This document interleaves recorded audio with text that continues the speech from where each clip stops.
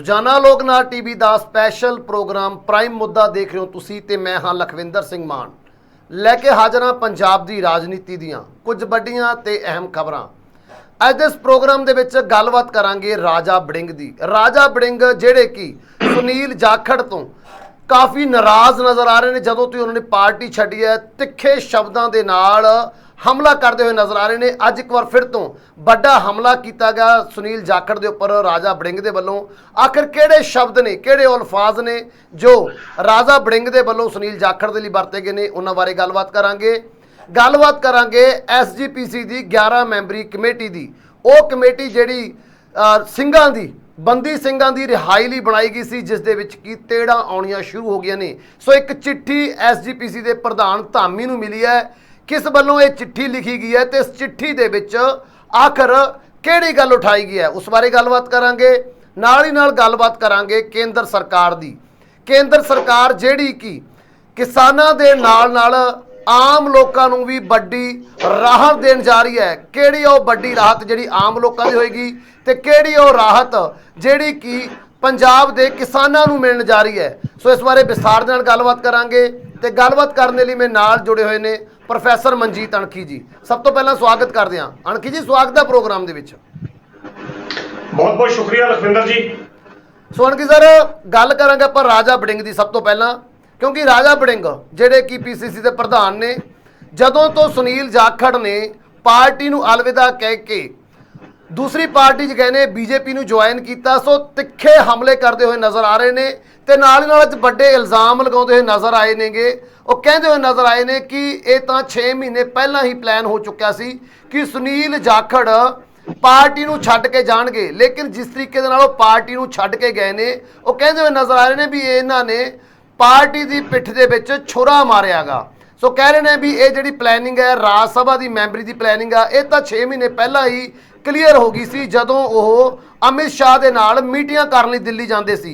सिर्फ ये तो एक ड्रामा सी जिहड़ा कि चिंतन शिविर दौरान किया गया तां जो चिंतन शिविर तो लोकां दा ध्यान हटाया जा सके। सो तिखा ते बड़ा हमला अज फिर तो किया गया राजा वड़िंग दे वल्लों। किवें देख रहे हो इस हमले नूं?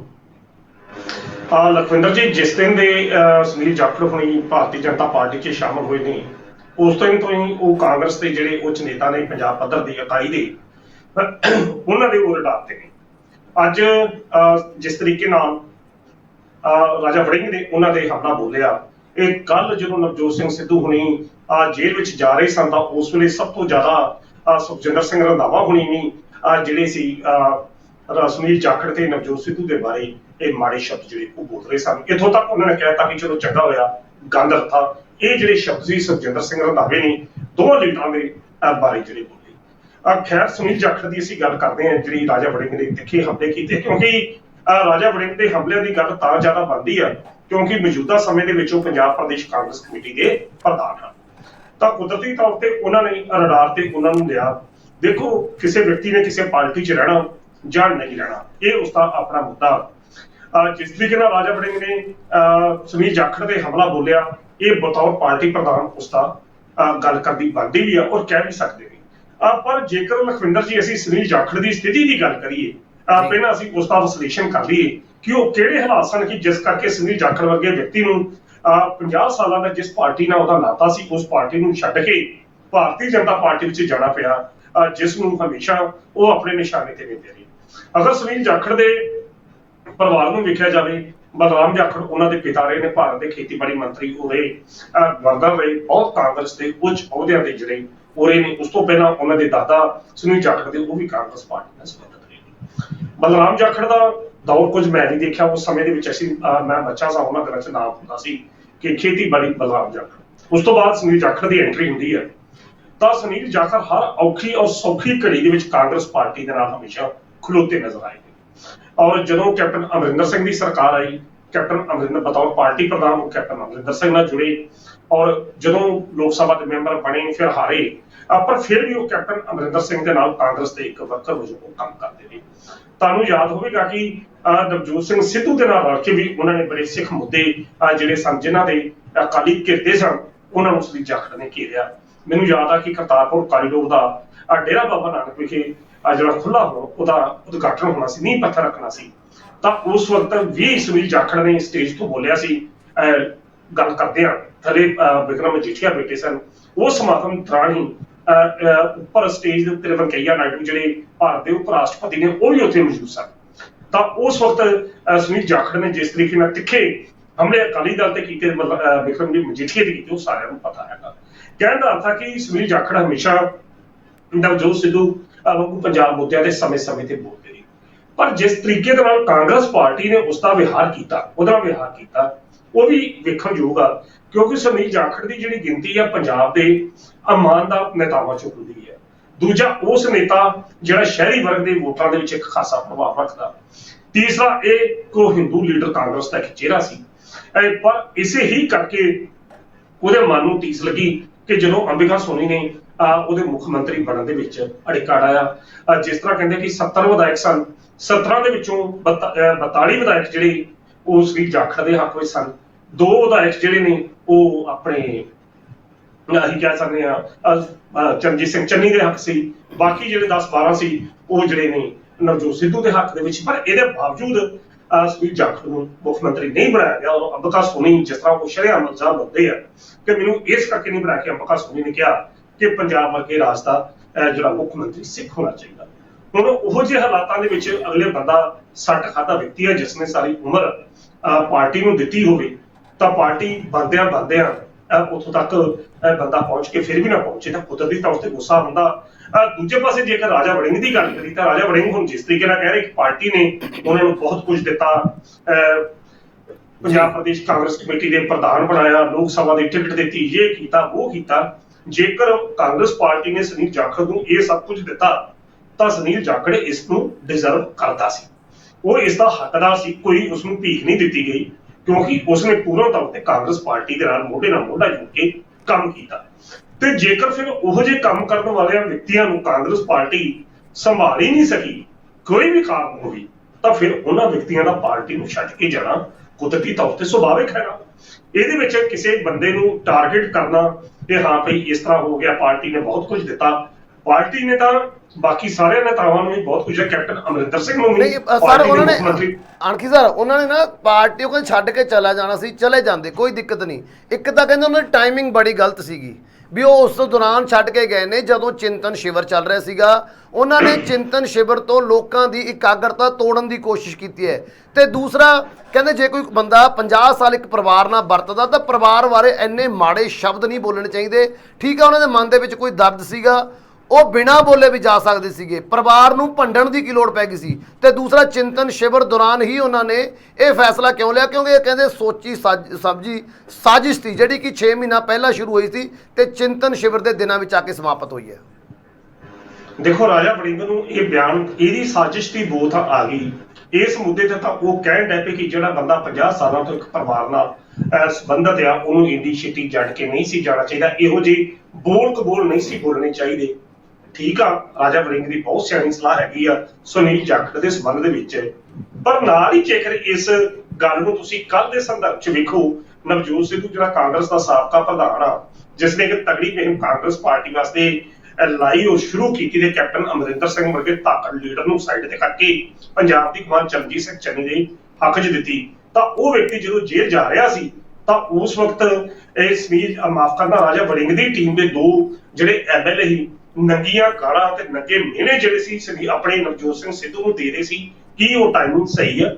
ਕੀ ਉਸ ਵਕਤ ਜਦੋਂ ਤੁਹਾਡਾ ਆਪਣਾ ਸਾਥੀ ਤੁਹਾਡੀ ਆਪਣੀ ਪਾਰਟੀ ਦਾ ਸਾਬਕਾ ਪ੍ਰਧਾਨ ਜੇਲ੍ਹ ਜਾ ਰਿਹਾ ਹੋਵੇ ਤਾਂ ਤੁਸੀਂ ਉਹਦੇ ਨਾਲ ਹਮਦਰਦੀ ਦੇ ਬੋਲ ਬੋਲਣ ਦੀ ਬਜਾਏ ਆਪਣਾ ਗੁੱਸਾ ਕੱਢ ਰਹੇ ਹੋ, ਆਪਣੀ ਗਿਲਾ ਕੱਢ ਰਹੇ ਹੋ ਤੇ ਗਾਲਾਂ ਤੱਕ ਕੱਢਣ ਤੱਕ ਨੌਬਤ ਆ ਗਈ ਹੋਵੇ?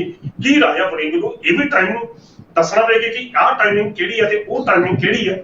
ਸੋ ਗੱਲ ਆਪਣੇ ਲੱਕੀ ਜੀ ਮਾਫ ਕਰਦਾ ਲਖਵਿੰਦਰ ਜੀ ਇਹ ਆ ਕਿ ਤੁਹਾਡੀ ਜ਼ਿੰਮੇਵਾਰੀ ਕਿੱਥੋਂ ਤੱਕ ਆ ਕਿ ਜੇਕਰ ਸੁਨੀਲ ਜਾਖੜ ਐਨ ਉਸ ਸਮੇਂ ਜਾਣ ਲੱਗਿਆ ਇਹੋ ਜਿਹੀਆਂ ਗੱਲਾਂ ਕਰਦੇ ਨੇ, ਉਹ ਬੋਲ ਤਾਂ ਤੁਹਾਨੂੰ ਯਾਦ ਆ ਗਏ, ਮਤਲਬ ਤੁਸੀਂ ਉੱਤੇ ਕਿੰਤੂ ਪਰੰਤੂ ਕਰ ਰਹੇ ਜੀ, ਪਰ ਉਹਦੇ ਉੱਤੇ ਕਿੰਤੂ ਪਰੰਤੂ ਕਰਨ ਦਾ ਹੁਣ ਰਾਜਾ ਵੜਿੰਗ ਨੂੰ ਹੱਕ ਨਹੀਂ ਆ ਕਿਉਂਕਿ ਅਗਲਾ ਬੰਦਾ ਪਾਰਟੀ ਛੱਡ ਕੇ ਦੂਜੀ ਪਾਰਟੀ 'ਚ ਜਾ ਚੁੱਕਾ।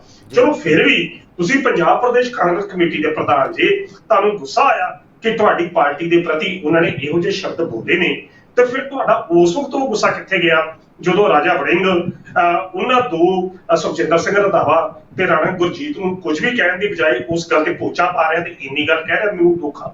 ਉਦੋਂ ਕੀ ਤੁਹਾਡੀ ਆਤਮਾ, ਕੀ ਤੁਹਾਡੀ ਜ਼ਮੀਰ, ਕੀ ਪ੍ਰਧਾਨਗੀ ਦੇ ਉਹ ਉਹਦੇ ਜਿਹੜੇ ਨੇ ਤੁਹਾਡੇ ਅੰਦਰ ਕੋਈ ਖਲਲ ਪੈਦਾ ਨਹੀਂ ਕਰਦੇ, ਜਿਹੜਾ ਤੁਸੀਂ ਡਿਸਪਲਿਨ, ਡੈਡੀਕੇਸ਼ਨ ਤੇ ਡਾਇਲਾਗ ਦੀ ਗੱਲ ਕਰਦੇ ਜੀ, 3D ਮੰਤਰ ਦੀ ਗੱਲ ਕਰਦੇ ਜੀ, ਕਿ ਉਹ 3D ਦਾ ਮੰਤਰ ਉਸ ਵਕਤ ਲਾਗੂ ਨਹੀਂ ਹੁੰਦਾ, ਉਹ ਕੇਵਲ ਸੁਨੀਲ ਜਾਖੜ ਤੇ ਹੀ ਹੁੰਦਾ। ਟਾਈਮਿੰਗ ਦੀ ਗੱਲ ਕਰ ਲਓ, ਜੇਕਰ ਸੁਨੀਲ ਜਾਖੜ ਉਸ ਵਕਤ ਅਕਾਗਰਤਾ ਦੀ ਗੱਲ ਕਰਦਾ, ਇਹ ਸਿਰਫ ਇੱਕ ਡੰਮੀ ਪ੍ਰਚਾਰ ਹੈਗਾ ਕਿ ਜਿਹੜਾ ਸੁਨੀਲ ਜਾਖੜ ਤੇ ਰਾਜਾ ਵੜਿੰਗ ਕਹਿ ਰਹੇ ਨੇ। ਮੈਂ ਇਹ ਗੱਲ ਕਹਿਣਾ ਕਿ ਅਸੀਂ ਇੱਥੇ ਕਲੀਅਰ ਕੱਟ ਗੱਲ ਕਰਦੀ, ਅਸੀਂ ਸੁਨੀਲ ਜਾਖੜ ਦੇ ਇੱਥੇ ਬੁਲਾਰੇ ਬਣ ਕੇ ਨਹੀਂ ਗੱਲ ਕਰ ਰਹੇ, ਅਸੀਂ ਸਥਿਤੀ ਦਾ ਸਹੀ ਵਿਸ਼ਲੇਸ਼ਣ ਜਿਹੜਾ ਉਹ ਕਰਦੇ ਪਏ ਆ। ਜੇਕਰ ਸੁਨੀਲ ਜਾਖੜ ਨੇ ਉਸ ਚਿੰਤਨ ਕੈਂਪ ਦਾ ਧਿਆਨ ਡਾਇਵਰਟ ਕਰਦਾ ਹੁੰਦਾ ਤੇ ਜਿਸ ਤਰੀਕੇ ਨਾਲ ਉਹਦੀ ਪਹਿਲਾਂ ਯੋਜਨਾ ਸੀ ਕਿ ਉੱਥੇ ਜਾ ਕੇ ਉਹਨੇ ਪ੍ਰੈਸ ਕਾਨਫਰੰਸ ਕਰਨੀ ਸੀ, ਹਵਾਈ ਜਹਾਜ਼ ਦੀਆਂ ਟਿਕਟਾਂ ਬੁੱਕ ਸਨ, ਉਹ ਬੰਦਾ ਨਹੀਂ ਗਿਆ। ਫਿਰ ਵੀ ਅਖੀਰ ਤੇ ਜਾਂਦੇ ਸਮੇਂ ਉਹ ਕਾਂਗਰਸ ਪਾਰਟੀ ਦੇ ਸੰਬੰਧੀ ਕੁਝ ਨਹੀਂ ਬੋਲਿਆ। ਠੀਕ ਆ, ਜਦੋਂ ਉਸਨੇ ਪਾਰਟੀ ਜੁਆਇਨ ਕਰ ਲਈ ਇਹ ਉਹਦਾ ਮੁੱਦਾ, ਪਰ ਰਾਜਾ ਵੜਿੰਗ ਨੂੰ ਇਹ ਗੱਲ ਚਾਹੀਦੀ ਹੈ ਕਿ ਜੇ ਵਾਕਿਆ ਹੀ ਉਹ ਪ੍ਰਧਾਨਗੀ ਦੇ ਇਹ ਪਦ ਦੀਆਂ ਮਰਿਆਦਾਵਾਂ ਨੂੰ ਠੀਕ ਰੱਖਣਾ ਚਾਹੁੰਦੇ ਨੇ, ਪਾਰਟੀ ਦੇ ਵਿੱਚ ਅਨੁਸ਼ਾਸਨ ਨੂੰ ਕਾਇਮ ਰੱਖਣਾ ਚਾਹੁੰਦੇ ਨੇ, ਹੁਣ ਕੋਈ ਵੀ ਅਨੁਸ਼ਾਸਨ ਦੀ ਜਿਹੜੀ ਸ਼ਰਤ ਆ ਉਹ ਸੁਨੀਲ ਜਾਖੜ ਦੇ ਉੱਤੇ ਲਾਗੂ ਨਹੀਂ ਹੁੰਦੀ, ਪਰ ਹਾਂ ਉਹਨਾਂ ਦੋ ਵਿਧਾਇਕਾਂ ਦੇ ਉੱਤੇ ਲਾਗੂ ਹੁੰਦੀ ਹੈ ਜਿਹੜੀ ਉਹਨਾਂ ਦੀ ਟੀਮ ਦਾ ਹਿੱਸਾ ਨਹੀਂ। ਤਾਂ ਘੱਟ ਤੋਂ ਘੱਟ ਉਹਨਾਂ ਨੂੰ ਟੋਕਣਾ ਚਾਹੀਦਾ, ਟਾਲਣਾ ਚਾਹੀਦਾ, ਫਿਰ ਇਹੋ ਜਿਹੇ ਬੰਦਾ ਕਰਤਾਰ ਦੀ ਗੱਲ ਕਰੇ ਜਿਹੋ ਜਿਹਾ ਕਰਤਾਰ ਤੁਸੀਂ ਸਾਬਤ ਕਰਨਾ ਚਾਹੁੰਦੇ ਜੀ। ਬਾਕੀ ਸੁਨੀਲ ਜਾਖੜ ਦੀ ਗੱਲ ਇਹ ਆ, ਲਖਵਿੰਦਰ ਜੀ, ਇੱਕ ਇੰਗਲਿਸ਼ ਦੀ ਬੜੀ ਮਸ਼ਹੂਰ ਪ੍ਰਵਰਬ ਹੈ ਕਿ everything is right, love at war, ਮੁਹੱਬਤ ਤੇ ਜੰਗ ਚ ਫਿਰ ਸਭ ਕੁਝ ਜਾਇਜ਼ ਆ। ਤੇ ਜੇਕਰ ਹੁਣ ਅਗਲਾ ਬੰਦਾ ਛੱਡ ਹੀ ਚੁੱਕਾ, ਅਗਲੇ ਨੇ ਟਾਈਮਿੰਗ ਨਹੀਂ ਦੇਖਣਾ, ਅਗਲੇ ਨੇ ਆਪਣਾ ਸਿਆਸੀ ਕੈਰੀਅਰ ਦੇਖਣਾ, ਤਾਂ ਉਹ ਕੈਰੀਅਰ ਜਿਸ ਵੀ ਬੰਦੇ ਨੂੰ ਮਿਲੇਗਾ, ਕਿਉਂਕਿ ਜਿਸ ਤਰੀਕੇ ਦਾ ਪੱਤਾ ਆਪਣੇ ਸੁਨੀਲ ਜਾਖੜ ਨੂੰ ਸੁੱਟਿਆ ਸੀ ਹਿੰਦੂ ਦਾ, ਮੈਂ ਹਿੰਦੂ ਲੀਡਰ ਹਾਂ, ਤਾਂ ਉਹ ਹਿੰਦੂ ਜਿਹੜਾ ਸ਼ਬਦ ਆ ਭਾਰਤੀ ਜਨਤਾ ਪਾਰਟੀ ਨੂੰ ਬਹੁਤ ਰਾਸ ਹੁੰਦਾ। ਤਾਂ ਭਾਰਤੀ ਜਨਤਾ ਪਾਰਟੀ ਤਾਂ ਪੂਰੇ ਹਿੰਦੁਸਤਾਨ ਦੇ ਵਿੱਚ ਇਸ ਵੇਲੇ ਖਿਲਰੀ ਪਈ ਹੈ, ਤਾਂ ਉਹ ਇੱਕ ਅਹੁਦਾ ਦੇ ਕੇ ਸੁਨੀਲ ਜਾਖੜ ਨੂੰ ਬੰਦਾ ਸਨਮਾਨ ਦਾ ਮਾਨ ਸਨਮਾਨ ਦੇ ਕੇ ਆਪਣੇ ਹੱਕ ਵਿੱਚ ਵਰਤੂਗੀ, ਜਿਸ ਤਰ੍ਹਾਂ ਕਾਂਗਰਸ ਪਾਰਟੀ ਵਰਤਦੀ ਰਹੀ ਹੈ।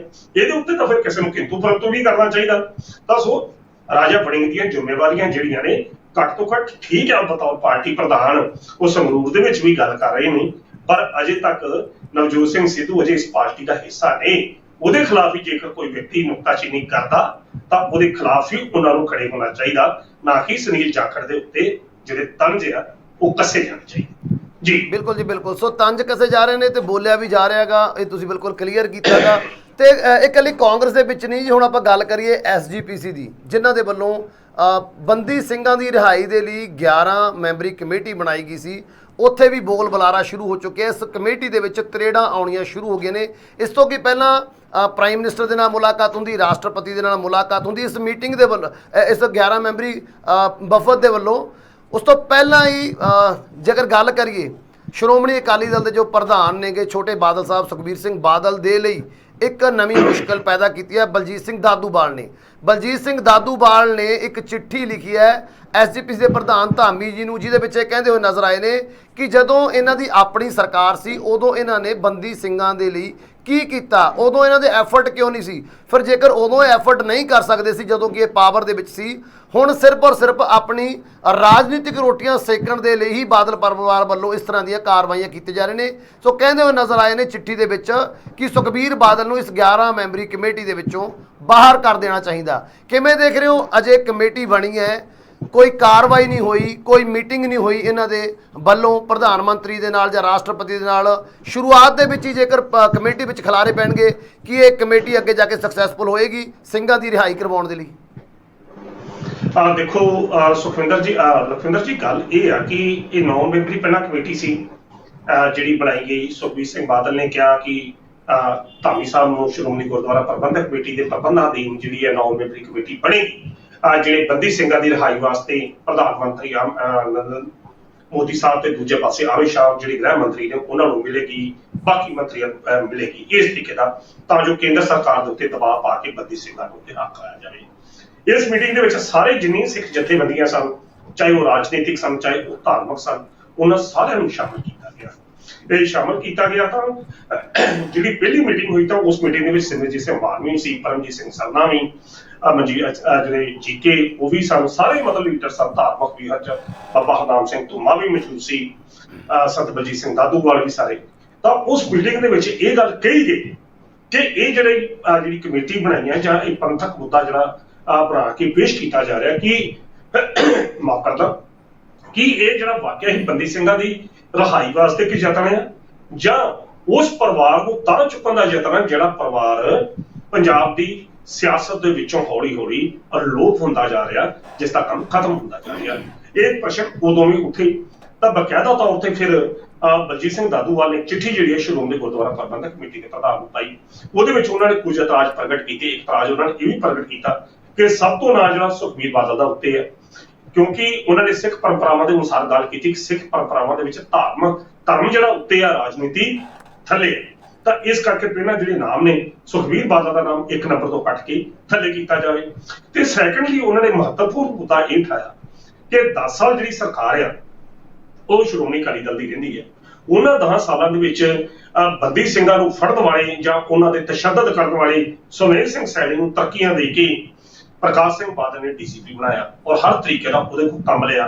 ਕੋਟਕਪੂਰਾ, ਬਹਿਬਲਕਲਾਂ, ਕੋਟਕਪੂਰਾ ਗੱਲ, ਗੋਲੀकांड, ਕਈ ਕੁਝ ਸੁਮੇਧ ਸਿੰਘ ਸੈਣੀ ਨਾਲ ਜੁੜਦੇ ਆ।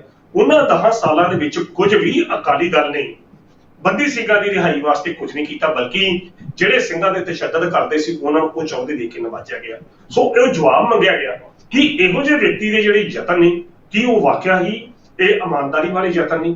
ਸੋ ਉਹਨਾਂ ਨੇ ਇਹ ਗੱਲ ਕਹੀ ਹੈ ਕਿ ਜਦੋਂ 10 ਸਾਲ ਸ਼੍ਰੋਮਣੀ ਅਕਾਲੀ ਦਲ ਬਾਦਲ ਦੀ ਸਰਕਾਰ ਰਹੀ ਹੈ ਤਾਂ ਉਸ ਵਕਤ ਇਹਨਾਂ ਵਿਅਕਤੀਆਂ ਨੇ ਕੀ ਕੀਤਾ, ਇਸ ਗੱਲ ਦਾ ਜਵਾਬ ਦਿੱਤਾ ਜਾਵੇ।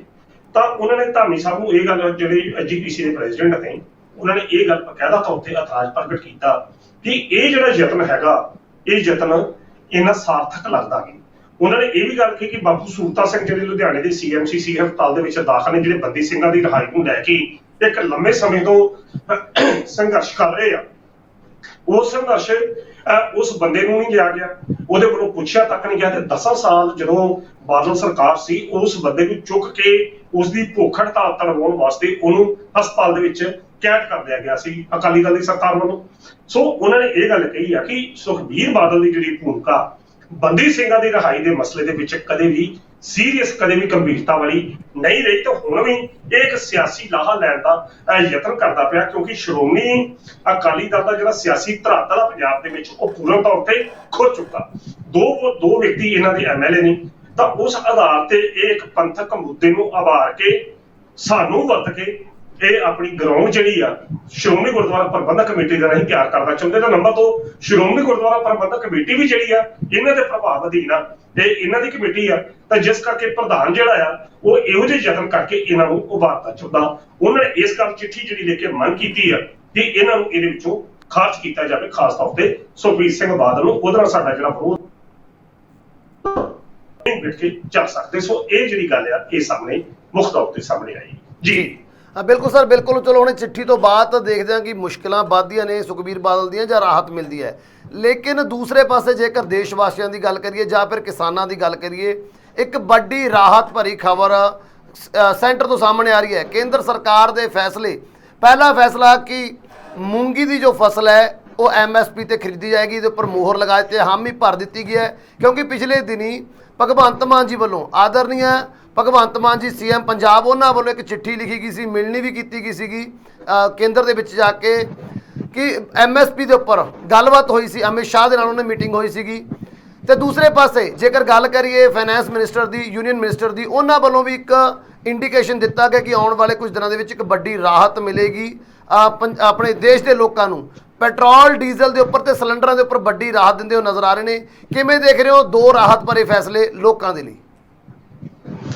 ਦੇਖੋ, ਭਗਵੰਤ ਮਾਨ ਹੋਣੀ ਪਹਿਲਾਂ ਤਾਂ ਪੰਜਾਬ ਦੇ ਗੱਲ ਕਰਦੀ ਹੈ ਕਿ ਜਿਸ ਤਰੀਕੇ ਨਾਲ ਪੰਜਾਬ ਦੇ ਮੁੱਖ ਮੰਤਰੀ ਨੇ ਕਿਸਾਨਾਂ ਨਾਲ ਉਸ ਦਿਨ ਵਾਅਦਾ ਕੀਤਾ ਸੀ ਕਿ ਉਹ ਪ੍ਰਧਾਨ ਮੰਤਰੀ ਜਾਂ ਗ੍ਰਹਿ ਮੰਤਰੀ ਅਮਿਤ ਸ਼ਾਹ ਹੋਣਾ ਨਾਲ ਮੁਲਾਕਾਤ ਕਰਕੇ ਜਿਹੜੀ ਮੂੰਗੀ ਦੇ ਉੱਤੇ MSP ਆ ਉਸ ਨੂੰ ਲਾਗੂ ਕਰੂਗੀ, ਤਾਂ ਉਹ ਕੁਦਰਤੀ ਤੌਰ ਤੇ ਉਹ ਅੱਜ ਮੀਟਿੰਗ ਸੀ ਤਾਂ ਉਹਦੇ ਤੋਂ ਇੱਕ ਹਾਂ ਪੱਕੀ ਹੰਗਾਰਾ ਜਿਹੜਾ ਕੇਂਦਰ ਸਰਕਾਰ ਵੱਲੋਂ ਮਿਲਦਾ ਨਜ਼ਰ ਆਇਆ। ਹੁਣ ਸਭ ਤੋਂ ਜਿਹੜਾ ਮਹੱਤਵਪੂਰਨ ਗੱਲ ਹੈ ਜਿਹੜੀ ਉਹ ਇਹ ਆ ਆਪਣੇ ਲਖਵਿੰਦਰ ਜੀ, ਕਿ ਜਿਸ ਤਰੀਕੇ ਨਾਲ ਸੀਤਾ ਰਮਨ ਦੇ ਜਿਹੜੇ ਨਿਰਮਲਾ ਸੀਤਾ ਰਮਨ ਜਿਹੜੇ ਭਾਰਤ ਦੇ ਖਜ਼ਾਨਾ ਮੰਤਰੀ ਨੇ, ਉਹਨਾਂ ਵੱਲੋਂ ਹੁਣੇ 10 ਤੋਂ 12 ਦੇ ਕਰੀਬ ਜਿਹੜੇ ਟਵੀਟ ਜਿਹੜੇ ਨੇ ਕੀਤੇ ਗਏ ਨੇ, ਤਾਂ ਉਹਨਾਂ ਦੇ ਵਿੱਚ ਉਹਨਾਂ ਨੇ ਬੜੇ ਵੱਡੇ ਦਾਅਵੇ ਤੇ ਵਾਅਦੇ ਕੀਤੇ ਨੇ ਕਿ ਕੇਂਦਰ ਸਰਕਾਰ ਜਿਹੜੀ ਆ ਭਾਰਤ ਵਾਸੀਆਂ ਨੂੰ, ਸਮੁੱਚੇ ਦੇਸ਼ ਵਾਸੀਆਂ ਨੂੰ ਵੱਡੇ ਪੱਧਰ ਤੇ ਰਾਹਤ ਦੇਣ ਜਿਹੜੀ ਉਹ ਜਾ ਰਹੀ ਆ।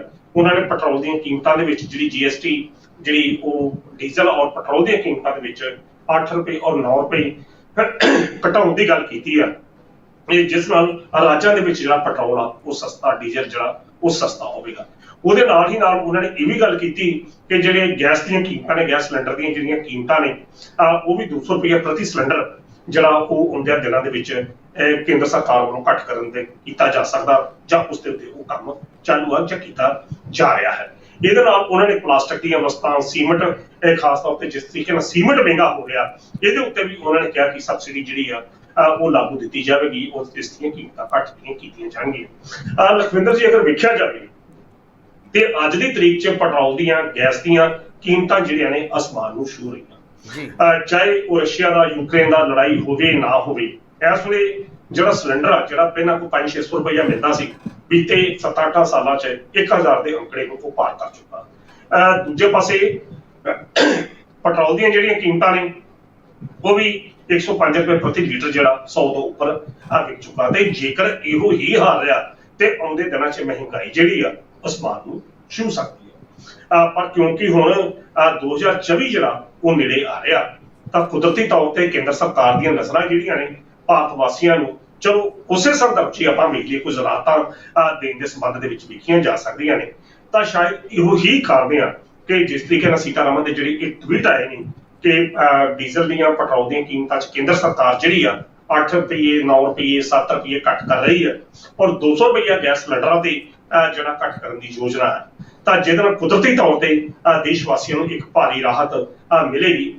ਇਹ ਸੀਤਾਰਮਨ ਦੇ ਜਿਹੜੇ ਟਵੀਟਸ ਆਪਾਂ ਫਿਰ ਕਲੀਅਰ ਕਰਦੀ, ਇਹ ਟਵੀਟ ਅਜੇ ਕੁਝ ਸਮਾਂ ਪਹਿਲਾਂ ਆਏ ਨੇ, ਤਾਂ ਉਹਨਾਂ ਦੇ ਵਿੱਚ ਜੋ ਦਾਅਵੇ ਕੀਤੇ ਨੇ ਉਹ ਅਸੀਂ ਆਪਣੇ ਦਰਸ਼ਕਾਂ ਲਈ ਰੱਖ ਰਹੇ ਹਾਂ ਕਿ ਪਰਮਾਤਮਾ ਕਰੇ ਵਾਕਿਆ ਹੀ ਇਸ ਤਰ੍ਹਾਂ ਹੋਵੇ ਤਾਂ ਘੱਟ ਤੋਂ ਘੱਟ ਉਹ ਲੋਕ ਜਿਹੜੇ ਮਹਿੰਗਾਈ ਦੇ ਦੌਰ ਦੇ ਵਿੱਚ ਇੱਕ ਅਸੀਂ ਕਹਿ ਸਕਦੇ ਹਾਂ ਕਿ ਇਹੋ ਜਿਹੇ ਜਿਹਦੇ ਵਿੱਚ 2 ਵਕਤ ਦੀ ਰੋਟੀ ਵੀ ਉਹਨਾਂ ਵਾਸਤੇ ਇੱਕ ਅਸੀਂ ਕਹਿ ਸਕਦੇ ਕਿ ਪਹਾੜ ਜਿਹੜਾ ਕੰਮ ਆ।